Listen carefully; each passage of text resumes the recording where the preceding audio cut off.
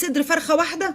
اه والله بصدر فرخة واحدة، ما كانش عندي غيره في التلاجة. قعدت ادعي ربنا يا رب دبرني اعشيهم بايه وانا ما عنديش غير صدر فرخة واحدة.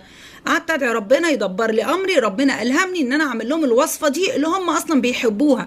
الوصفة دي اللي هي ستريبس الفراخ بصدر فرخة واحدة. عملت كل الكمية دي، اتعشينا منها وفضل منها كمان. وبنتي حبيبتي كمان عملت لنا شوية مكرونة سباكيتي هي مميزة بيها، محدش بيعرف يعملها زيها.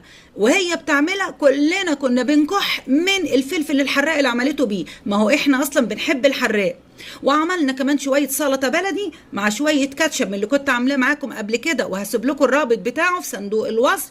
كلنا كلنا واتعشينا وحمدنا ربنا. البركة دي كلها جت منين؟ من عند ربنا. طب ما يلا نصلي على الرسول وندخل على المطبخ ونشوف البركة دي جت ازاي بسرعة على طول. وانا بقى كان عندي صدر الفراخ دي اللي انا